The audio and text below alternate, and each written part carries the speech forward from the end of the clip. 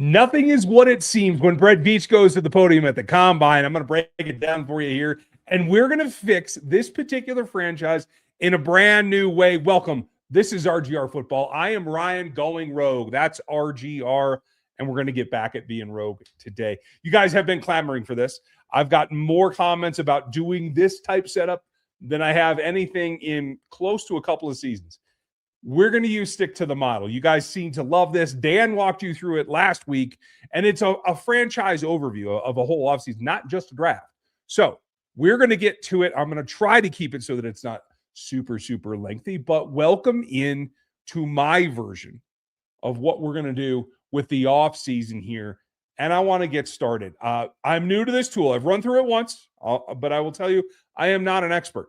So we're going to spend our time and we're going to get down to the bottom of doing what we need to do. Franchise tag is available. That's job number one.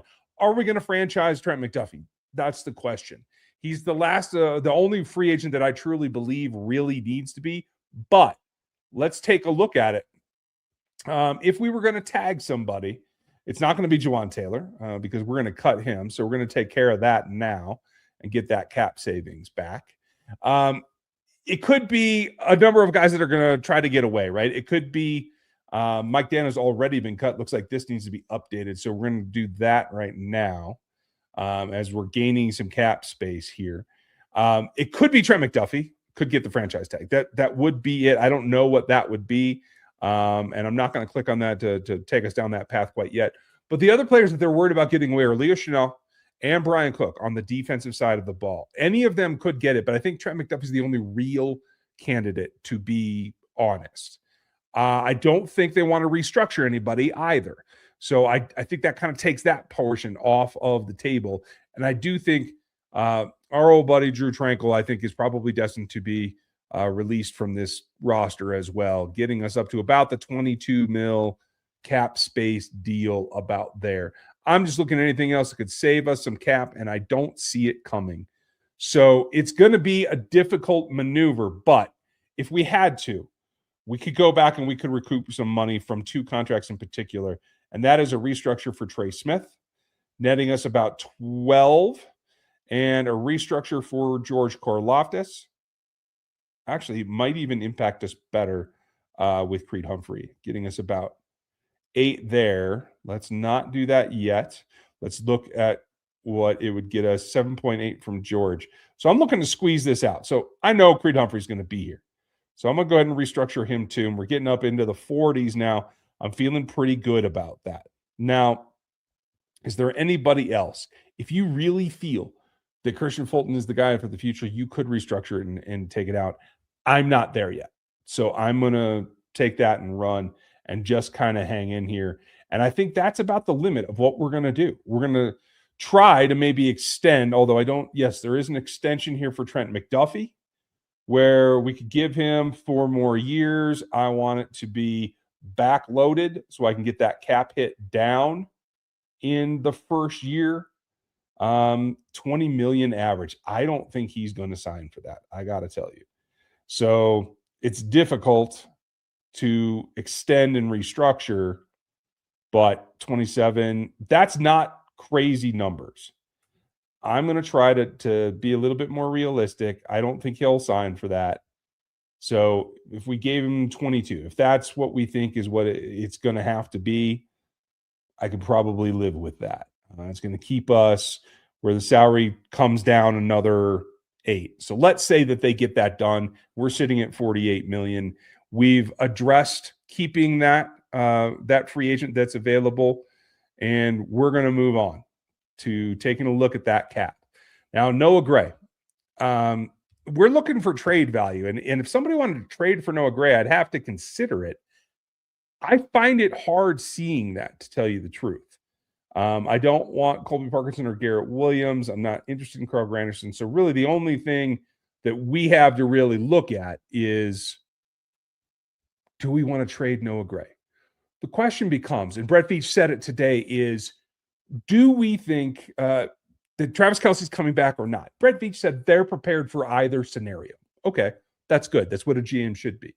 So if that's the case, if you're coming back, but you're already prepared for that scenario, that tells me that you have grades on guys that you feel you can draft. We understand that Kyle Pitts is going back to Atlanta on a franchise tag, so he's off the free agent market, right? Looking at other impact players, it's thin there. So the question becomes, who's going to give us the greatest value if we might draft a tight end and get Travis back?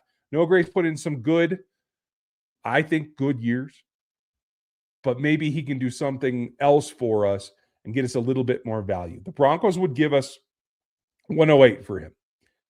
I'm not that excited about that. Philadelphia Eagles will give us 98. We get another top 100 pick. And he doesn't play against us every year in the division. So I think I'd probably accept that, expecting that Travis Kelce is going to come back. So we make that move. And I think that's acceptable for what I'm seeing right now. I don't see any other moves on here that we want to make. So boom.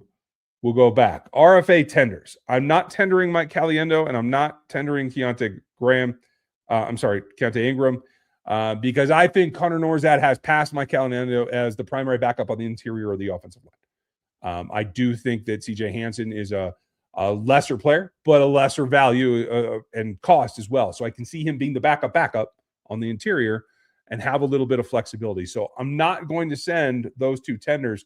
It looks like that's the only ones it's asking for. I think they do have a couple others, but we'll see what that comes down to. Travis Kelce is, now that in this scenario we have Trent McDuffie taken care of, Travis Kelce is the veteran that we want to try and retain. I don't think it's going to be for more than 2 years. And it might even be less than that. And I think Travis is going to have to take a little bit less, not much, but a little hometown discount, I think. We'll see if he'll take this. And he did 2 years at 8.2, coming off that at his age so that he can try to get one more ring. I think that's a reasonable value there. So we're going to confirm that. With Trent back in the fold, you can try to get Leo back. You can try to get Jalen back. You can try to get Tyquan back. Brian Cook is going to price himself out. I don't believe this is real. And they're valuing him at 6.5. I think somebody's going to give him 10, 12, 15. Honestly, 10 would still be a bargain. I think the league sees him as a 12-plus per year player. I don't think that is a possibility. Oh, we absolutely have to retain the punter at a league min. So, boom, that made my life easy. I appreciate that. Mike Edwards, Keontae, Isaiah Pacheco, we're not bringing back. James Winchester, that becomes the question, is do we bring James back? Because he also is 37 years old. He is not the athlete that Travis Kelce is. So let's see if we can re-sign him for a bit less. We'll give him a 1 year at like 2. That would be the offer that I give him. 2.3 still a little bit hot, but I'm going to do that, and he's going to take it, and that works for me. We're down to $45 million in cap space at this point, and we haven't gotten to our own, beyond our own free agency at this point. So Kareem Hunt might come back. Dameon Pierce possibly. Most of these other players are not. So we got Travis. I'd be tempted to try Jalen or Leo, but I truly believe that somebody's going to price Leo out of town. And $11 million a year when you're paying Nick Bolton 19 is difficult to put at the linebacker level, especially if you feel that McDonald or Boss is going to come in and take the role that really should be on the field more in the two-man sets at the linebacker level. That's a difficult one. So I think the biggest value here is probably Tyquan at 3-ish. I'll probably, because I'm cheap, go a little bit less than that. I'm going to put it in the back a little bit, and I'm going to pull down the value. I think he's worth 2. Maybe a little bit over that. So I'm going to try to put it there. I'm going to see what he does. He does not like that. I'm not going to force it. And I don't want to walk away. I don't want to pay 3. Are those my only options on this system? If I say walk away, does that mean I don't get another shot to make another offer? Well, let's find that out together. We're going to do that. Okay, so no, I can make another offer. I'm still taking him down lower. I'll try 2.5 because I don't think. Okay. I can live with that. So we got that done as well. Charles Menhune not coming back. Jack Cochran, I don't want back. Brian Cook, I would bring back, but I don't think I don't think that's a legitimate one. So I'm not going to do it here, is what I'm thinking. Gardner Minshew, Eric Scott. Now it comes back to being Jalen. You have Fulton. If you want to run it back with those guys, I think you need 4 cornerbacks to be viable so they can still add. They have Noel Williams. With Trent back and extended, what can we get Jalen for? They say 9.2 is market. I don't necessarily agree with that. And I'm always trying to push it. So I'm going to take it down. I think Jalen probably on the market gets 12. But they're going to let me do that here. So I'm going to take that scenario. I don't want Marquise. I don't want Josh. I don't think Leo or Brian Cook actually resign. I think they're going to be priced out of the market. So we're going to have to move on with those and address those needs elsewhere. Now, the interesting thing is step 2 is re-sign your own. Okay, so here's other free agents. Because I do think that what we need to be looking at is the edge players. Boy, Mafe would be one that I know the Chiefs like and do want, and that changes the math in the draft class. That's for sure. Don't want Bosa or Hendrickson or Mack. Coons side, no, not so much. Quiddy Pay, Steve Spagnuolo might like Quiddy Pay, but I'm not going to go there myself. Barnett, Martin, Cam Jordan's still on here. I don't think that's happening. Fowler, no thanks. Epinesa's 28 already, no thanks. I do think this guy's going to get much more than this, probably more than they're calling a maximum. So, do we sign Mafe knowing that we're going to be looking at edge rusher in the draft? But the edge rushers are difficult. So I'm going to say sign Mafe, and then we can draft an edge as well. I'm not giving him 1 year, though. If I'm bringing him in, I want it to the point where we're going to be able to adapt. And I can't make it higher. That's their – oh, maybe I can. I do think that he's probably in the 12, but I'll just make it 10 for now to make it a round number. And he accepted that. So we're going to bring him in as well. The other thing, do we have pass rush from the interior defensive line that we can shore up here without having to go to the draft? And we just make ourselves stronger there. Butler, Brandon, Ridgeway, he's an interesting player. I liked him coming out. I don't think he's developed as much. Settle, he's got some edge to him. The guy does make plays. Let's come back to him as a possibility to put with Omar Norman-Lott and Chris Jones. I want rotation. I want 3 guys, 4 guys in there, and we'll shore it all up. And by doing a little bit in free agency here, we're going to be able to really probably set ourselves up to be best player available. And that's what we want to do. So if I set him up on, what's he, 29, I'm only going to give him 2 years. And I'm going to take him just a touch down under 7. I'm going to make him that offer, and he's going to take it. Okay, cool. Now we're about 20, and that does leave the last little nugget that I think the Chiefs might be actually considering. And that is not one of their own, but one of their old. I don't think he's going to get 22 coming off that injury at all. I'm going to offer him, I think Spot Track puts him at about 15. I think over the cap projects him at around 13. So I'm going to split the difference. And I'm going to tell Tyreek he can come back. But I want that first year cap hit down in case. So we're going to do that. Offer was rejected. Okay. And that was at 14, was it? We're going to try that one more time. And if not, we'll probably move on. So Okay, that's okay. We're going to try, let's call it 18 for a 2-year slotted to the back. Won't take that either. Okay. I just don't feel that somebody's going to offer Tyreek Hill right now $22 million a year. I just don't think it's in his DNA. So, do you bring in Dubs? Possibly. But they're saying he's worth 17. There ain't no way that's the truth. So I'm not looking to do that either. We're going to probably have to go to the draft, is what I'm thinking. Now, the Chiefs may not be thinking that.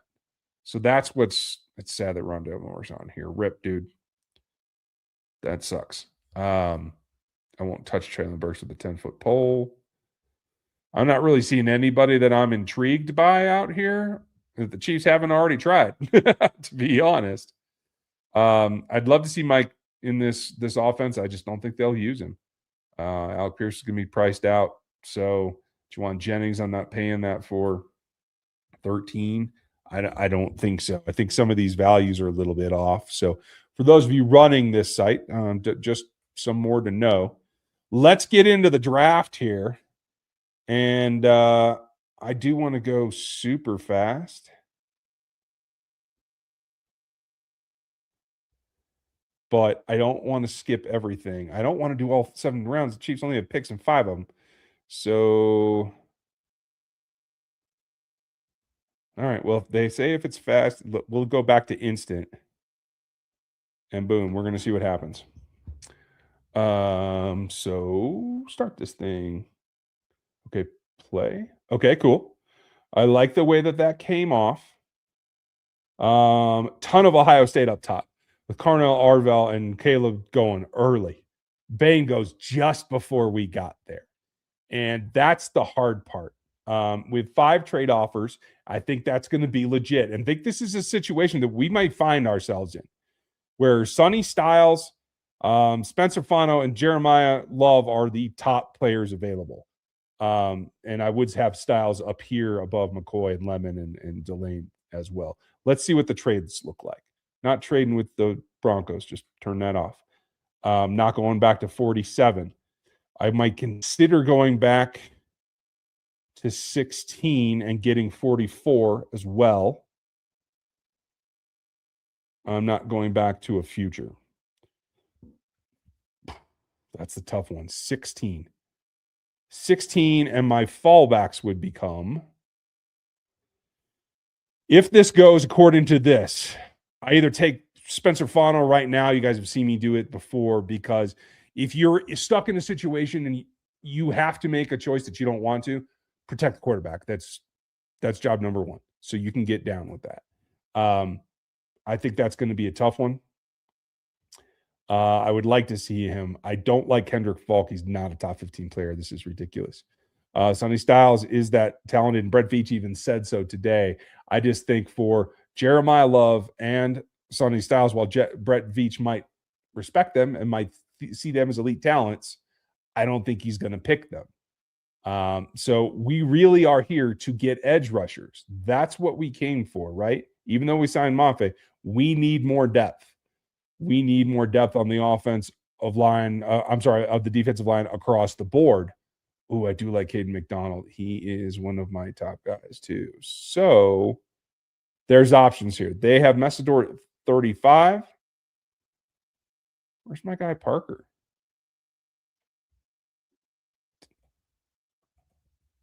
He's at 22. Wow. Okay.